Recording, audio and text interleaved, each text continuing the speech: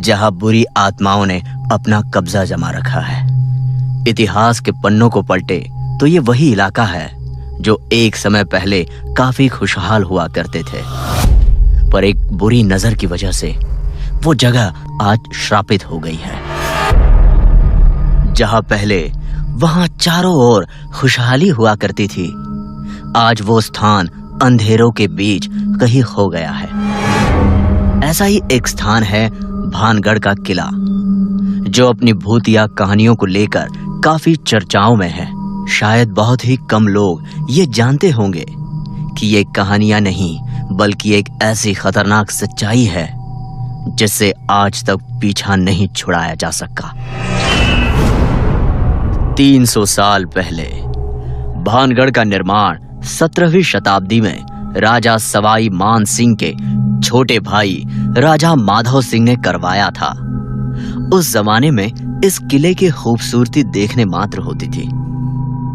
उसी किले में रहती थी एक राजकुमारी रत्नावती। महाराज, राजकुमारी रत्नावती के लिए एक और विवाह का प्रस्ताव आया है। रिश्ता बड़े घराने का है, क्या ख्याल है महाराज?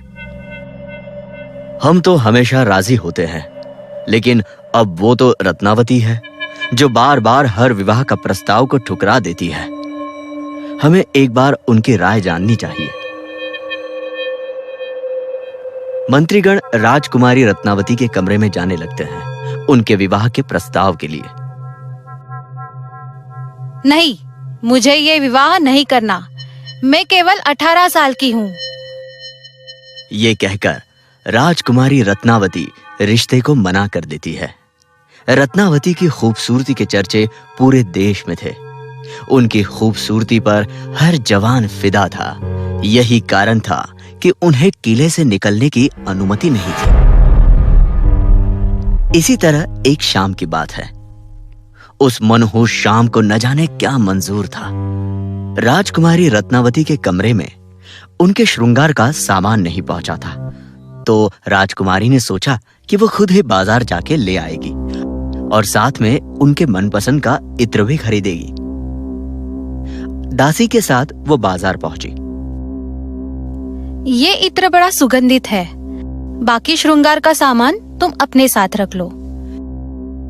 इत्र को लेकर रत्नावती किले में आ पहुंची थी, लेकिन उसे खरीदते वक्त एक अघोरी तांत्रिक ने उसे देख लिया था, जो उसकी खूबसूरती पर फिदा हो चुका था।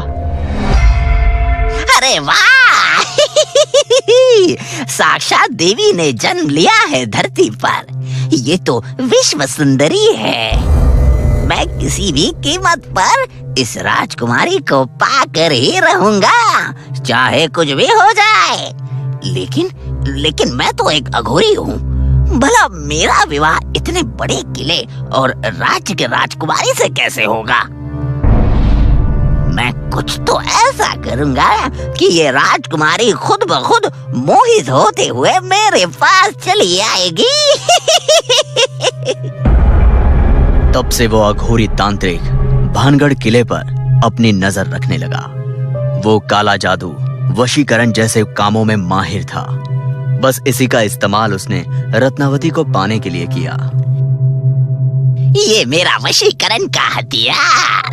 अब मैं इसे इस इत्र में डाल देता हूँ, जिसे इस्तेमाल करते ही रत्नावती खुद ब खुद खींची हुई मेरे तरफ चली आएगी।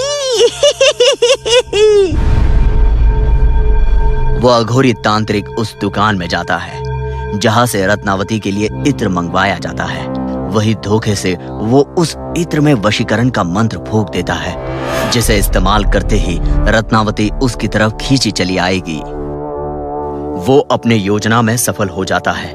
इत्र में वशीकरण का मंत्र जा चुका था, लेकिन अघोरी को ऐसा करते देख उसी दुकान के वक्त बनिया ने देख लिया था और इससे पहले रत्नावती इत्र का इस्तेमाल करके उस तांत्रिक की तरफ आकर्षित हो जाए, वो वहां से सीधा भानगढ़ किला पहुंचता है और मंत्री द्वारा यह संदेश रत्नावती तक पहुंचा देता है। क्या उस तांत्रिक की इतनी हिम्मत? जी तो कर रहा है उसे सूली पर चढ़वा दूं, लेकिन राज्यपाट का सवाल है।